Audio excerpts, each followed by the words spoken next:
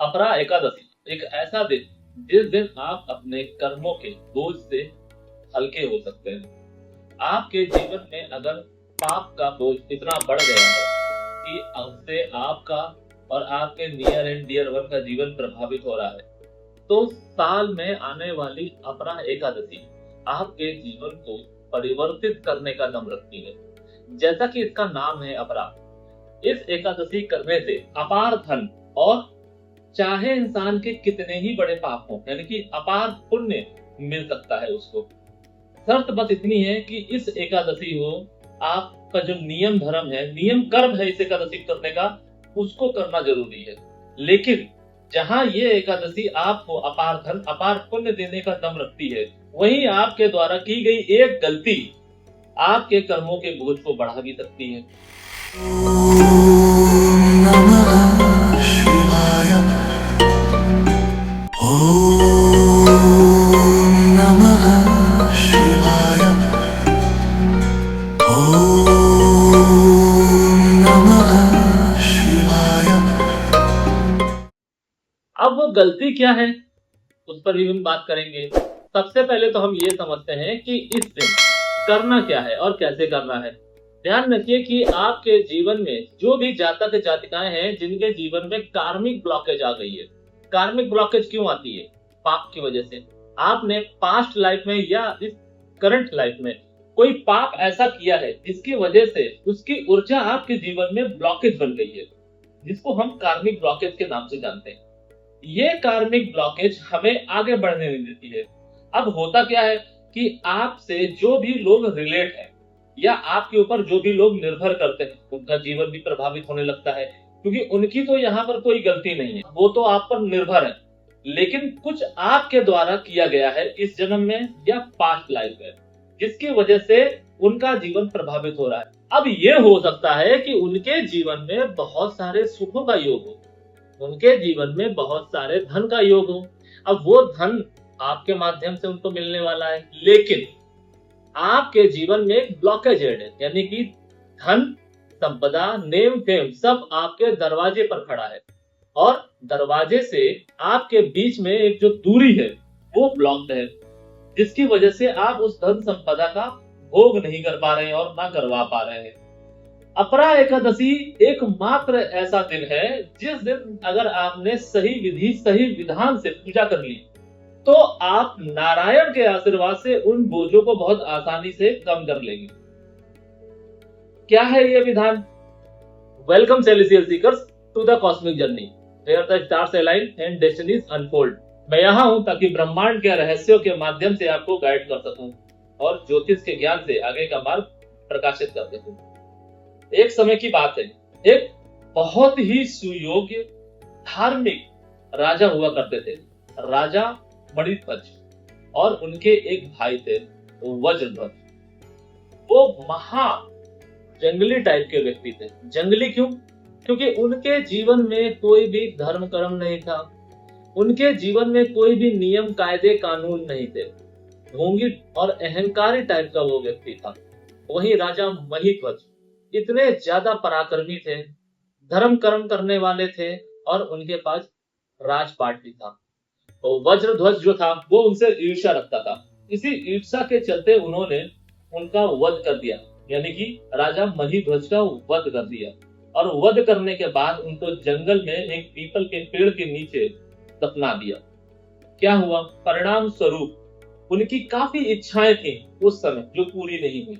इस वजह से वो प्रेत योनि में चले गए।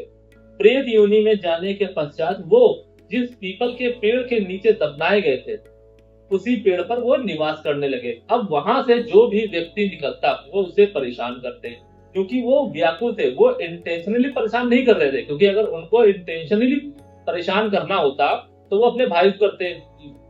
वो जो भी परेशानी दे रहे थे वो व्याकुलता की वजह से दे रहे थे। एक बार एक ऋषि का आना हुआ वहां पर। उन्होंने चीजों को समझा और ध्यान लगाकर देखा तो उन्हें पता चल गया कि यहाँ पर जो प्रेत है वो राजा महीध्वज है।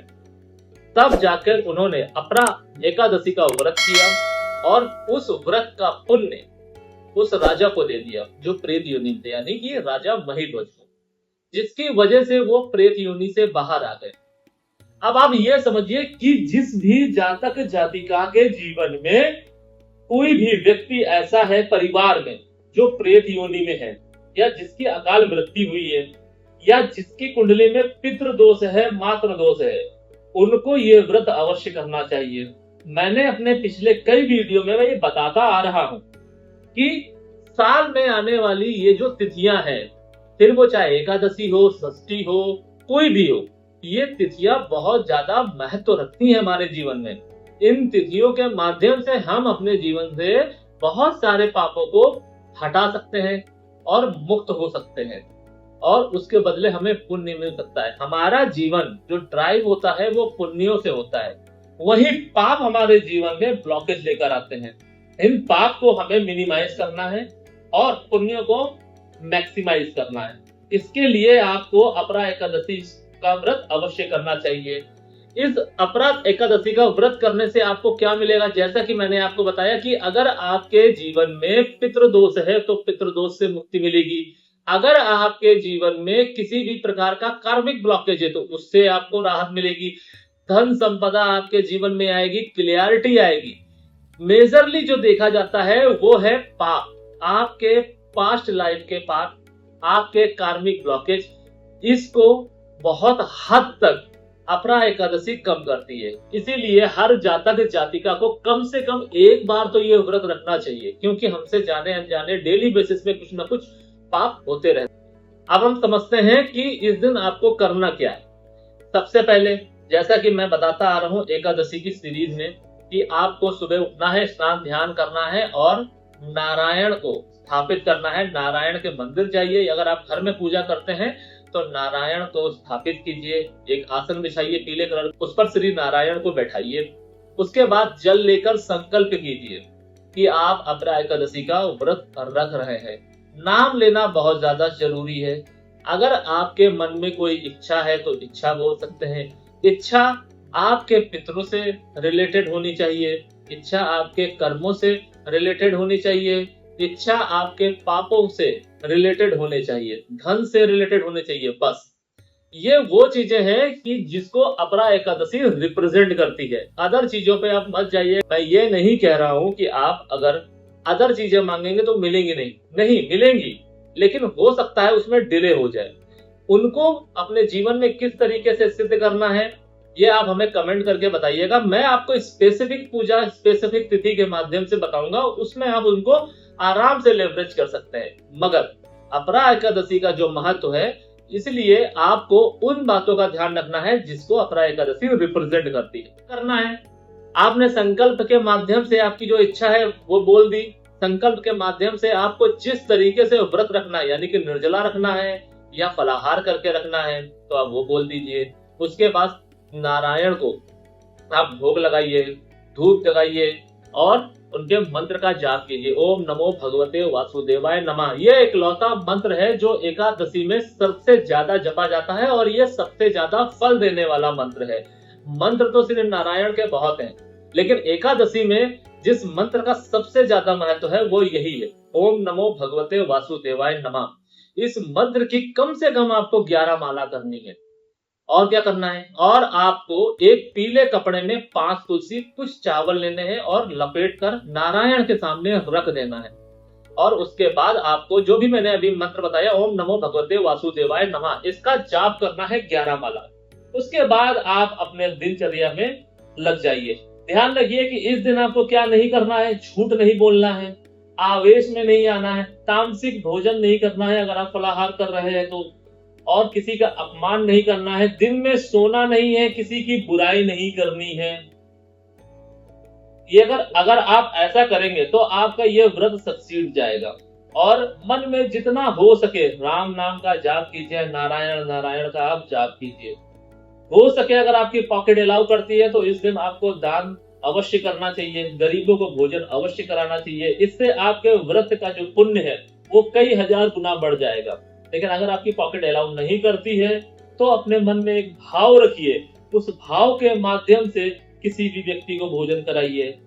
अगर आप ऐसा करेंगे तो भी आपके जीवन में हार्मनी आएगी। मगर अगर आपकी पॉकेट अलाउ करती है, उस समय आप सिर्फ अपने पैसों की बचत करने के लिए, लालच के वशीभूत, कंजूसी के वशीभूत ये कार्य करेंगे तो फिर आपको इसका पाप मिलेगा। क्योंकि भगवान कहते हैं कि अगर आप भगवान के साथ छल करेंगे, और नारायण तो जाने ही जाते हैं सबसे बड़े छलिया के नाम से, छलिए के साथ छल करने की चेष्टा कोई नहीं कर सकता है, इसीलिए इससे बचने की आवश्यकता है। और क्या कर सकते हैं, जो लोग व्रत नहीं रख रहे हैं वो कम से कम एक माला ओम नमो भगवते वासुदेवाय मंत्र का जाप करें, अपनी इच्छा श्री नारायण को बोले, और संकल्प लेना चाहे तो ले सकते हैं, नहीं तो कोई बात नहीं, क्योंकि आप इस दिन कोई व्रत वगैरह तो रख नहीं रहे हैं। लेकिन हाँ, संकल्प लेके अगर आप कोई अनुष्ठान कराना चाहते हैं, कोई कन्या भोज कराना चाहते हैं, कोई गरीब को खाना खिलाना चाहते हैं, तो ये आपके लिए उत्तम होगा।